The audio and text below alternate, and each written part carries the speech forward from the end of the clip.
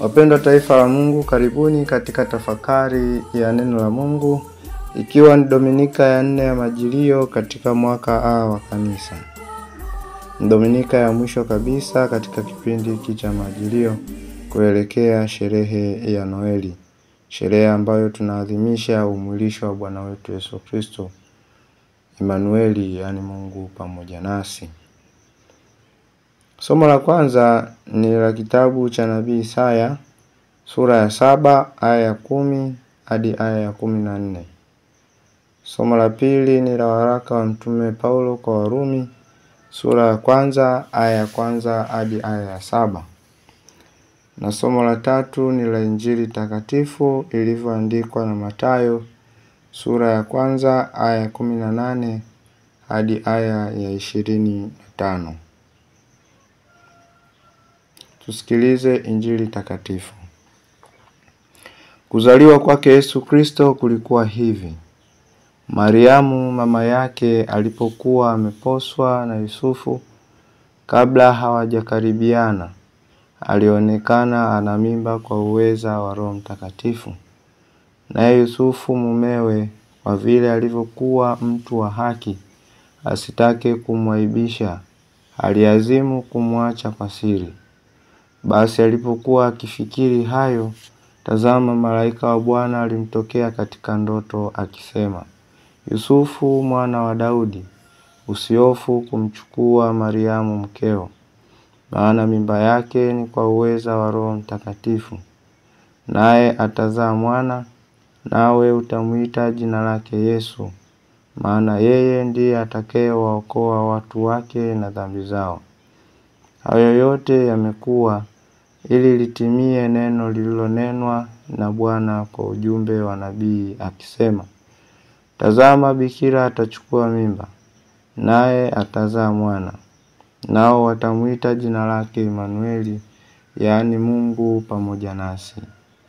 Naye Yusufu alipoamka katika usingizi, alifanya kama malaika wa Bwana alivyomwagiza, akamchukua mkewe. Injili ya Bwana. Wapendwa taifa la Mungu, ni nafasi nyingine ambayo tunaipata katika adhimisho la misa takatifu kwa Dominika hii ya 4 ya Majilio, katika kukamilisha kipindi hiki cha Majilio, tukiwa katika Majilio ya pili ambayo natueleza Bwana yu karibu. Bwana tayari amekaribia. Si muda mrefu tunampokea apate kuzaliwa katika maisha yetu, ili tumpokee kwa shangwe na vigelegele, na aweze kutufanya kama tulikuwa ni watu wanyonge tuweze kuwa na tumaini tena. Kama tulikuwa tumeikosa haki, tuipate haki ya kweli. Kama tulikuwa tumeukosa ukweli, tulikuwa tukidumu zaidi katika kuongea uongo umetawala katika maisha yetu, sasa tuweze kufuata iliyo kweli ambayo itatufanya tuwe huru zaidi na kutoka katika utumwa wa dhambi. Basi wapendwa taifa la Mungu, katika somo la Injili ya leo zaidi tunasikia habari ya Yusufu, ikiwa ni maandalio ya kuzaliwa kwake Yesu Kristo.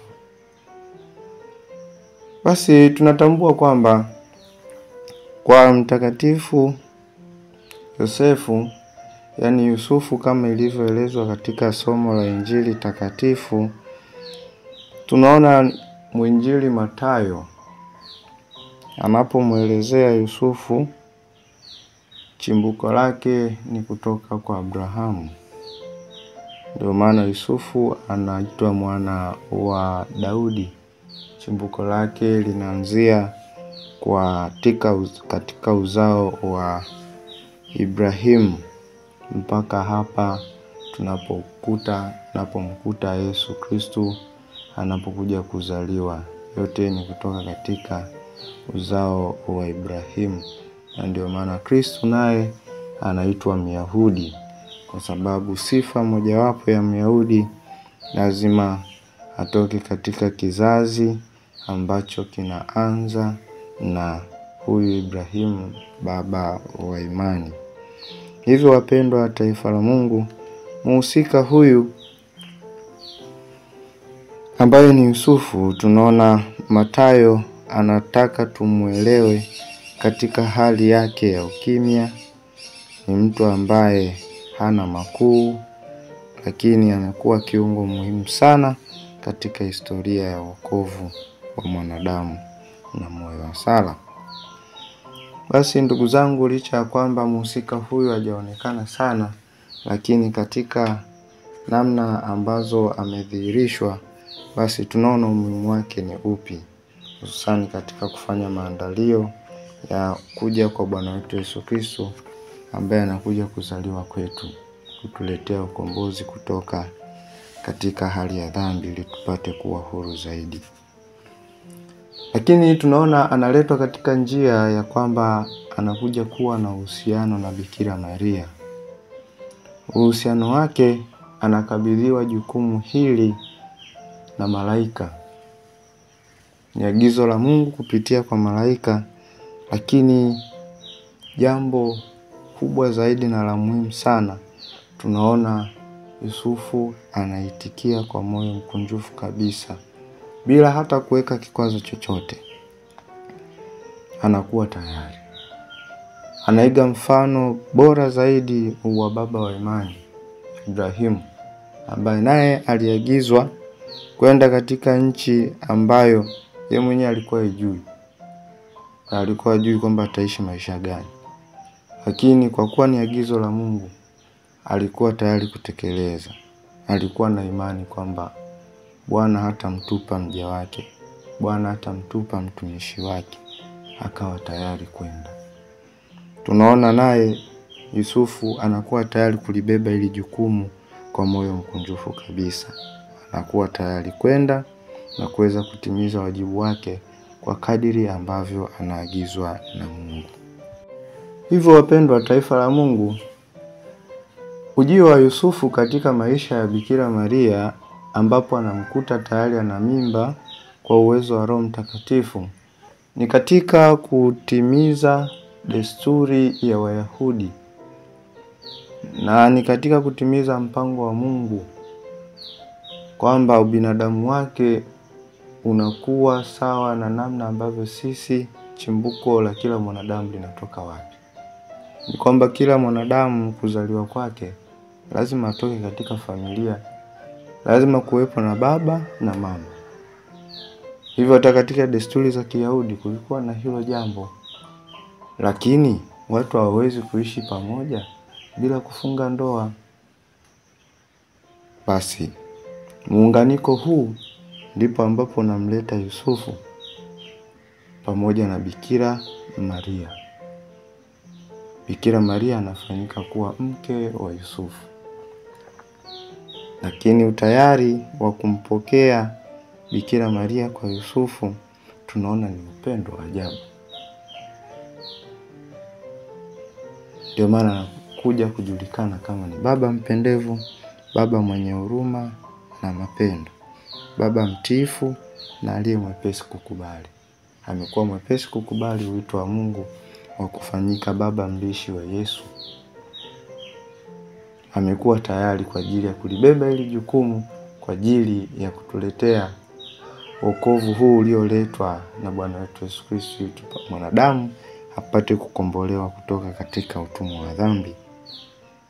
Hivyo katika historia ya wokovu wa mwanadamu, hatuwezi kumsahau baba huyu, ambaye kwa sehemu kubwa ndiye aliyezungumziwa katika Injili ya leo.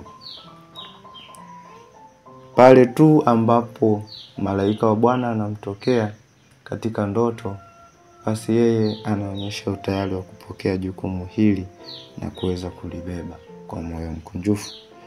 Ambapo nasi tunaitwa, ndugu zangu, tunapokuwa tumeitwa na Mungu katika kutimiza wajibu wetu. Kwanza, wito wetu wa kwanza ni katika sakramenti ya ubatizo. Tunaitwa katika kufanya zile kazi tatu: unabii, ukuhani na ufalme. Basi ndugu zangu, tuwajibike kwa namna ipasavyo katika wito wetu huo, na kwa wale ambao wanaitwa katika wito wa padri, wito wa utawa na wito wa ndoa ambao ndio wito mama, chanzo cha mito mingine, basi tunatakiwa tuwajibike vizuri kwa namna ambavyo inapendeza na inaleta ustawi na maendeleo kwa ajili ya jamii yetu inayotuzunguka. Hivyo kumbe kuna mambo mengi sana ambayo tunajifunza kwa huyu Yusufu, namna alivyolipokea hili jambo. Kwanza kabisa, muunganiko wake yeye na Bikira Maria tunaona wazi kwamba unafuata zile hatua ambazo kabla ya watu kuwa pamoja kama mke na mume, lazima wafuate hatua ya uchumba. Lazima kufanyike makubaliano kati ya familia mbili hizo, ambazo familia moja anatoka mke na familia nyingine anatoka mume. Wanafanya makubaliano, baada ya makubaliano tunakuja kufunga uchumba. Baada ya kufunga uchumba, baada ya mwaka mmoja, basi hao watu wanaingia katika maisha ya ndoa kwa kufanya sherehe kubwa. Kwa kufanya sherehe hiyo ambayo inakuwa ni furaha kwa muunganiko wa watu wawili kuweza kuishi pamoja. Basi tunaona kwa Yusufu na Maria, wao wanaingia katika hatua ya katikati kabisa katika swala la kuposwa, na Yusufu anampokea Maria kama mke wake, ikiwa ni agizo la Mungu kwamba asihofu, amchukue Maria kama mke wake, na yeye anatimiza jukumu hilo. Ni kitu gani ambacho kilimfanya aweze kufanya haya yote?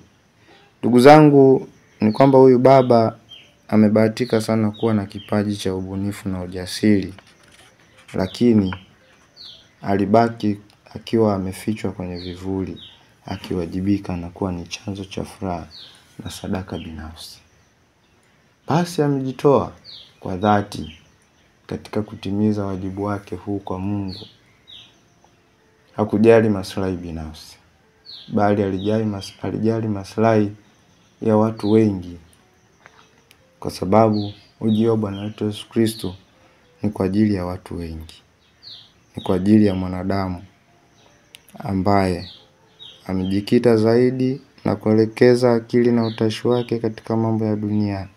Lakini huyu chipukizi la haki anakuja kutufanya tuwe huru kutoka katika utumwa wa dhambi.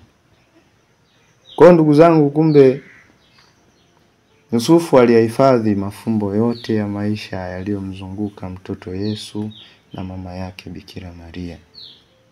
Anaonekana ni mtu wa busara na haki, aliyejiaminisha mbele ya Mwenyezi Mungu na kuyatekeleza yale yote aliyoambiwa na malaika wa Bwana,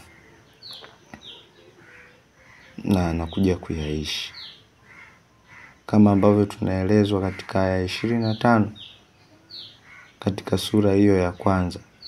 Naye Yusufu alipoamka katika usingizi, alifanya kama malaika wa Bwana alivyomwagiza, akamchukua mkewe.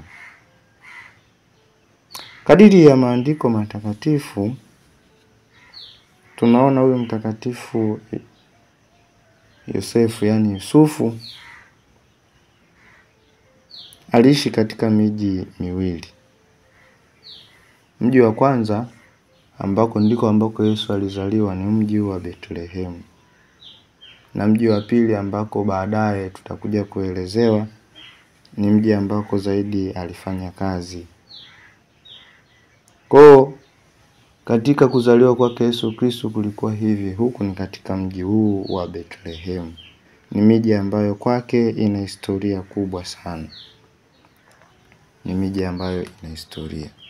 Lakini kwa ujumla wake wa Injili, huyu Yusufu anatambulika kama baba mlishi wa Kristo Yesu, aliyekuja hapa ulimwenguni kutimiza historia ya Agano Jipya na la milele, na kwamba historia ya wokovu inayojengwa ni mahusiano kati ya Mwenyezi Mungu na binadamu.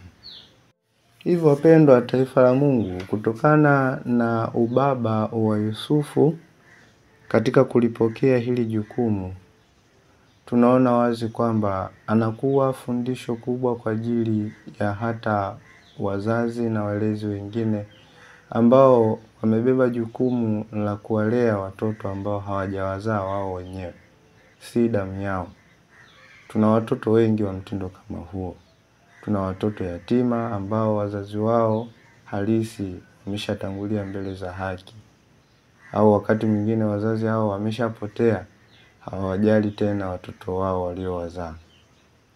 Hivyo taifa la Mungu, kutokana na ubaba wa Yusufu, wazazi na walezi wa mtindo kama huu wanapaswa kujifunza kutokana na upendo aliokuwa nao, jukumu ambalo tayari alikuwa tayari kulibeba.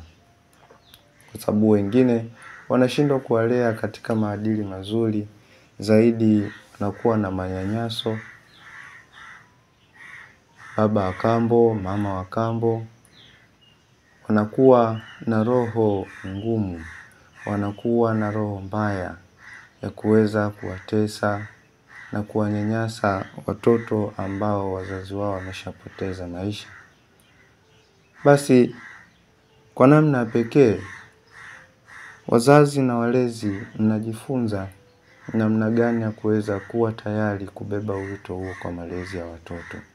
Hata kama si damu yenu, lakini mnapata jukumu hili na kuweza kuwasaidia kwa namna ya pekee, kuwalea watoto wa mtindo kama huu kwa namna ya pekee, kuwachukulia kama watoto wenu ambao mmewazaa nyinyi wenyewe.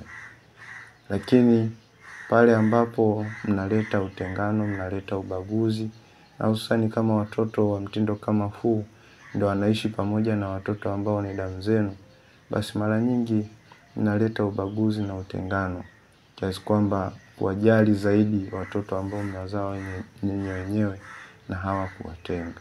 Kama ni swala la chakula, wakati mwingine hawa wanakula makapi, halafu watoto wenu ambao mmewazaa nyinyi wenyewe basi wanakula chakula kilicho bora.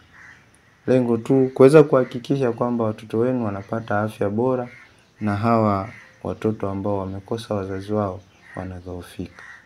Na wengine wamediriki hata kutokuwa na huruma. Yawezekana huyu mtoto yatima amefanya kosa, au ndugu ambaye yupo katika familia amefanya kosa, basi adhabu mnayokuja kuwapa inadhihirisha kabisa kwamba wewe kama mzazi, wewe kama mlezi umekosa kuwa na huruma kwa mtoto. Basi ubaba wa Yusufu unatufundisha wazi kwamba hata kama watoto waliopo majumbani, watoto wa majirani, mnapaswa kuwachukulia kama wana wenu. Mnapaswa kuwachukulia kwa namna ya upendo, kuishi nao vizuri, kuwalea kwa namna ambayo inapendeza wakikuwa katika imani bora na maadili mema.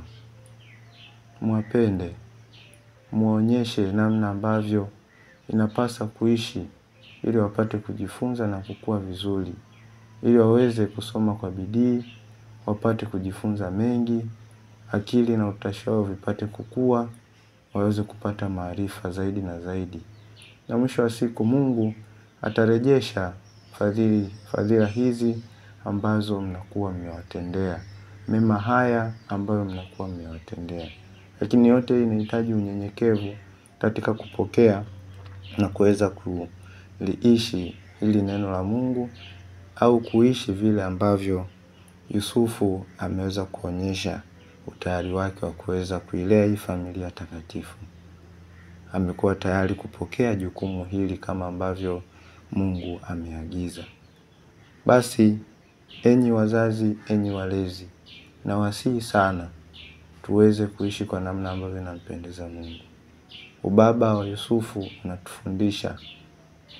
Ubaba wa Yusufu unatuelekeza kuweza kuzijali familia zetu, kuweza kuzijali familia kwa juhudi zote, kuishi pamoja nao, kuangalia kwa makini, kutoonyesha fedheha, kuweza kutunza siri za familia, kuweza kuwa na moyo wa kuweza kujitunza vizuri na kutunza wanafamilia.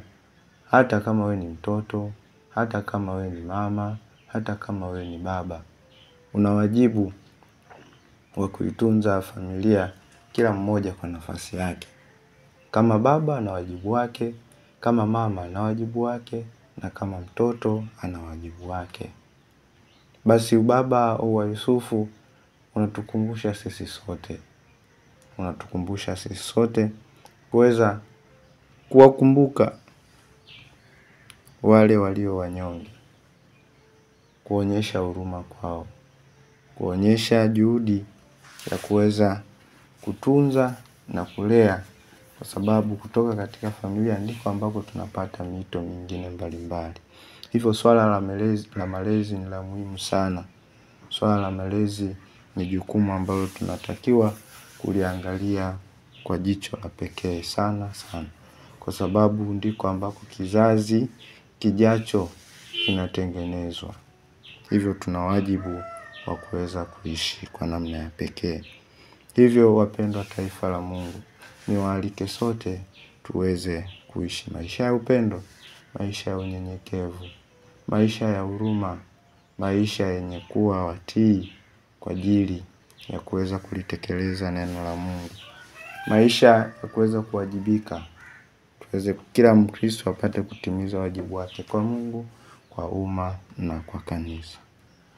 Awabariki na kuwalinda Mungu Mwenyezi, Baba na Mwana na Roho Mtakatifu.